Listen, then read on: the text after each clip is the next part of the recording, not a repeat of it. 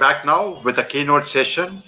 The topic is booming tech industry, opportunity to invest and grow the wealth for family offices. The keynote by Fabio Scacciavillani, partner, EMINTAD, Golden Eagle Capital Advisors. He is based out of Dubai and New York, UAE. He is a leading economic expert. I introduce you. So he is again an asset manager with 30 years international experience. He is a formerly chief strategist, member of the investment committee at the Oman Investment Fund Specialities. Over to you, Fabio. Go ahead. Thank you, Rajan. Ladies and gentlemen, I'm honored to be speaking at this event, and we're living challenging and I would say incredible times. So we are at the cusp of an incredible boost in terms of technology, innovation, changes, disruption to our lives and our businesses. And the topic that I'm going to cover in this keynote speech will be how to take advantage from a financial point of view, from an investor's point of view, of this new world, new brave world, which is opening before our eyes. Now, investing in new technology, investing in innovation is never easy because obviously you don't have a historical track record which will guide your decisions. And the task of understanding all possible developments is daunting.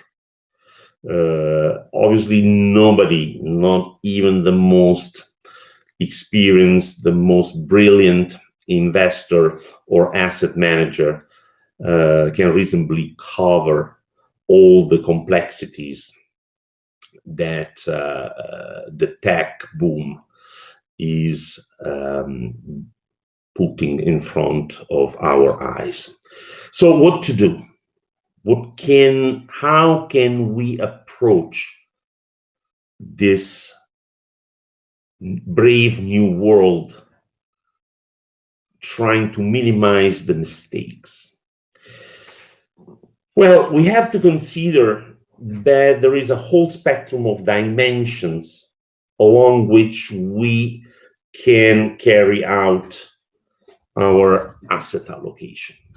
Now, first of all, and obviously there is the sector dimension: biotech, quantum computing, new materials, new renewables, fintech, and crypto. Okay. What we need to understand is that each of these sectors require competencies which are not easy to acquire and are not cheap to hire on the market. So one has to make a choice. One must decide what are the areas one feels more comfortable with, what are the areas where past experience or current experience is deeper and more exhaustive. Don't try to go over any possible innovation, because that's the easiest way to lose money. You need to understand, and in order to understand, you need to devote resources and time. So my first advice is put your resources where you feel more comfortable. Where you don't feel comfortable, hire fund managers or other experts who will do the job for you. Just don't get involved in the scouting, in the investment process, just maybe through an investment committee or some other decision-making level, select what sounds better, but leave freedom to experts rather than try to second guess those who have an extensive knowledge in any particular area.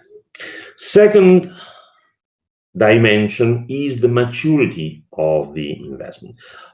Clearly, investing in startups is not the same thing as investing in mature companies. In Apple, for example, in Amazon, the FANGs. Not saying that one area is better or the other, better than the other, but you need to be aware that the set of skills and competencies, and knowledge that is required to invest in VC, in startups, is completely different from the competencies, skills, and everything else required to invest in mature companies that are listed, that have a long track record, whose plans and management is well known, etc., etc. But where would you find, if put yourself 20 years from now, okay, looking back from yourself in 2040, looks back at the previous 2 decades and wants to see what has been the big thing, what has been the Google of the first half of the 21st century. Well, in order to do that, you need to be able to detect now what is the next big thing. So the value, the best value for money, especially for investors that have that don't need to make the quick buck, but the investor that manages patient capital has to look at the startup space to be able to pinpoint the best opportunities. Now, even in startups, you have various stages. You have the initial stage, almost the research phase. You have the Series A, Series B, Series C, pre-IPO. So even when you want to put money in the very early stage, the early stage can be quite long in terms of spectrum of risk. So we need to understand exactly what a startup is. So let me share the screen and show you a few slides. I'm not sure whether you can see it already.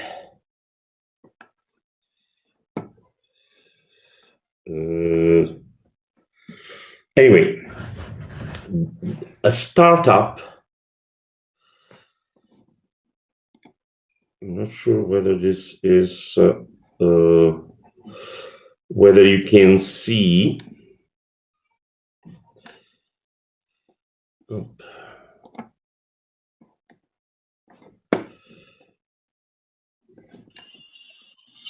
Rajan, can you see? Can you give me?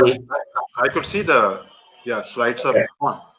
I wasn't sure because on my screen it doesn't show up. So the you see the bulb on the screen. Okay. My slide. You see it? I could see your slide, but you're not able to see? I'm not able, but that doesn't matter. As long as you Okay. can see, it's okay. Yeah, So I what could is see a that. startup? A startup is a bold vision. Okay, can be an innovative research, a new idea, which a team of entrepreneurs have translated into a business plan, and then a probability distribution over a stream of future cash flows. In other words, the early stage is a highly uncertain venture for investors. Okay, the startup sells a bundle of immaterial assets. Okay, before it reaches cruising altitude, it is probably a new software, a device, a drug, a treatment, maybe an original research project, but essentially it's a business plan without a track record. So the only things that can help the investor in the valuation of this company is the experience and past achievements of the proponents, the technical competence, the market knowledge, okay, the managerial skills, proven managerial skills, a network of professional and potential clients that the proponents have. Okay, so that's how these are the key areas where you need to focus your due diligence. And one thing that you need to ask, I mean, the set of questions that you need to ask comprises, number one, is this startup operating in a sector which is growing, which is stable because it's mature, or in a sector that is even shrinking? And will this startup be able to grow like the market, like the sector it operates in? Will grow much more than the sector, or will have an increasing market share, or will be pretty much expanding like the sector? This will give you an idea of the prospect 3-5 years down the road. Another issue which is important is how unique is the device, the software, the technology of this company, how replicable it is. Because if in order to maintain market share, in order to increase market shares, one has to have some form of protection. So it must be unique, it must be some sort of patent, it must be some sort of human capital that only the company has. Obviously, for no matter how smart, no matter how accurate is due diligence, no matter how brilliant the prospects of a startup look, this is always a highly risky investment, because things can go bad for a number of reasons. Because a better technology comes a few months or a few years later, which wipes out all the competitors, or because the partners fall apart, and for some reason the chemistry doesn't work, or because they're great, the partners, the proponents, are great engineers, great software guys, but have no idea on how to sell. So no matter how good their technology is, they're not, their sales don't take off. Another things to consider is the fact that startups are rich in human capital, okay, and unique human capital. What does that mean? That is a risk. Why? Because if a person or a group of persons which are key to the project leave the company, the investors, the shareholders, are left with nothing. Maybe a few computers and some empty desks. Why? Because all the value is in the human capital. So you have to be aware that when you put money in a new venture, you put money into the brain of people who are launching it. And you cannot compel a brain to function in a certain way. So even though you are the investor, even though you might have the majority of shares, you do not own that asset because you cannot own a brain. You can force somebody to build a wall. You cannot force somebody to write a great piece of code or a great app. So that you must be aware, because often investors do not grasp this point and are bitterly disappointed. So from the investor standpoint, you have to evaluate immaterial assets, which is highly risky because there are no reliable metrics and often no comparables. Okay, when Google started its journey, well, there were some comparables because Google has not been the first search engine, but definitely there were no reliable metrics on its future prospects. The risk-reward assessment and the time frame of the rewards are highly uncertain. That's why family offices, as patient investors, must take advantage of their long-term horizon. They can take advantage of the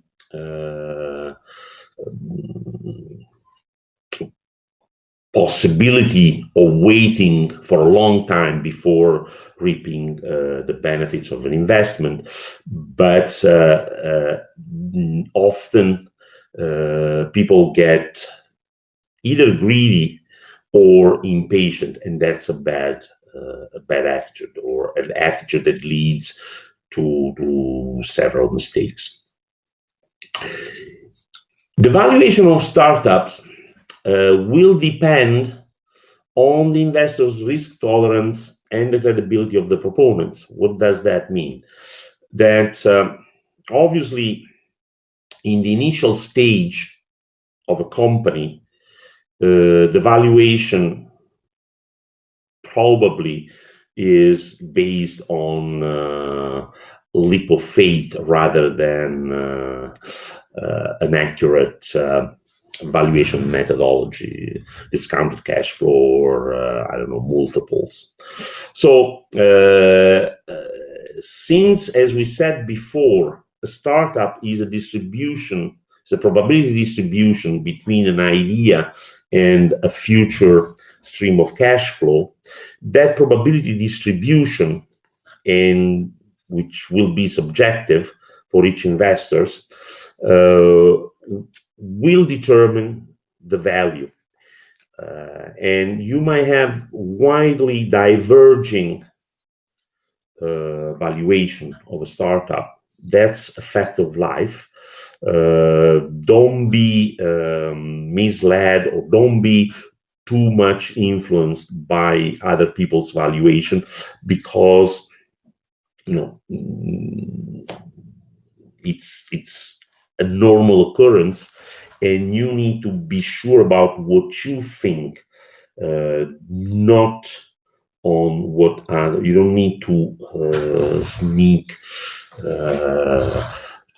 on what other people might be thinking.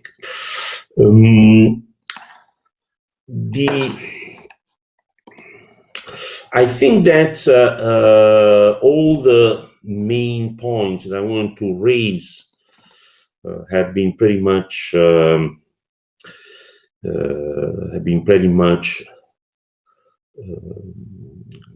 taken care of. And I don't know if anyone wants to ask questions. I'm not sure if Rajan has got question from the public. This is the time to ask them.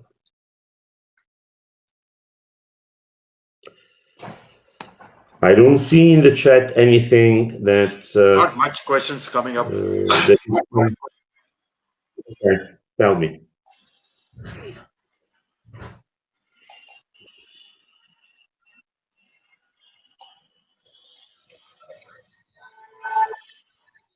How is the wealth scenario coming up post-pandemic? Excuse me? Couldn't hear you. How is the wealth scenario coming up post-pandemic? How the wealth sector is going to perform? I think, as I said, we are on the cusp of a wave of innovations. Okay. The most obvious one, those that everybody talks about, are smart working, telemedicine, fintech, and so on and so forth. Cybersecurity, which was the topic of the previous panel. But I think, from my observation point, I see a wave of innovation in medtech. Not only vaccines, therapies, etc., but I see a huge number of cancer treatment, even for very rare forms of cancer. I see, for example, an enormous effort devoted to the test of new antibiotics, which will treat bugs that are currently resistant to the old, let's say, the current generation of antibiotics. What I see also is enormous interest in cryptocurrencies and decentralized finance. There I am a little bit, I don't want to say that I'm skeptical, but what I see is a lot of enthusiasm, not backed by rigorous analysis. People get in love with,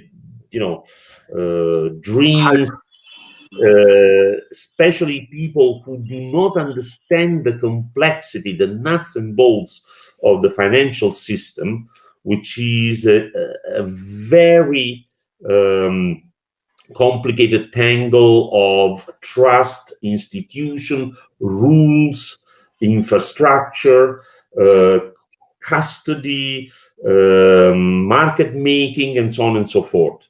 People think that, when you buy and sell, I don't know, euro against dollar, it's just like when you go to the market and buy 2 kilos of potato or tomatoes.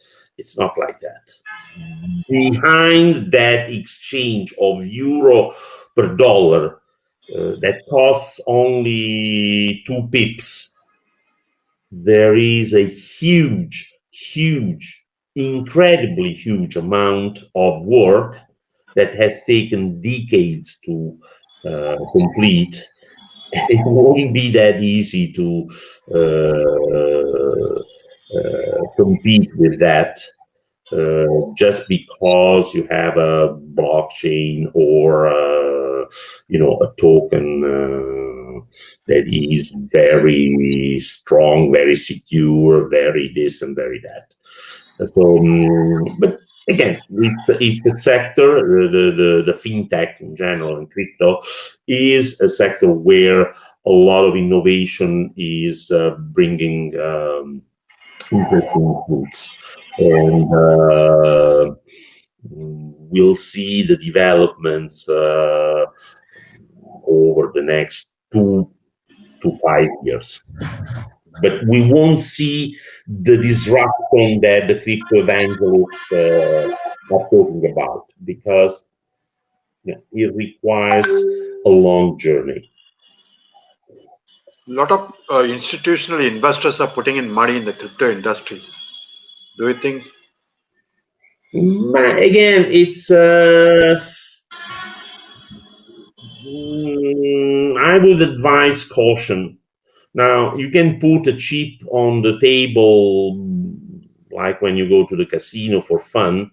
I wouldn't put all my eggs in that basket. And we still need to understand that either you will have a regulatory backlash against the crypto, or a regulatory framework which will put the crypto under the same umbrella as any other asset, or the crypto will be able to escape completely the regulatory framework set up by central banks and other institutions, in which case they will create a sort of crypto economy which runs only on Bitcoins or Ethereum and whatever else, in which people are paid to get their salary in Bitcoin. The goods and services are sold exclusively in Bitcoin. Rent is paid in Bitcoin. The supermarket will accept Bitcoin in payment. And we're not there yet. And we're not even close to that. So that's why I'm saying we need to be aware that the complexity of abandoning a system that is 200 years old to all of a sudden give rise to some anarcho-libertarian world has to be taken with a pinch of salt. I'm interested, I look with extreme sympathy to this world, but I'm also aware of the main challenges that will be faced by the crypto enthusiasts. Okay, Fabio, thanks. Thanks for Thank the you very insights. much. Thank you for the insights, and look forward again. Take care. Bye. Thanks, and thanks for inviting me. Welcome always. Bye.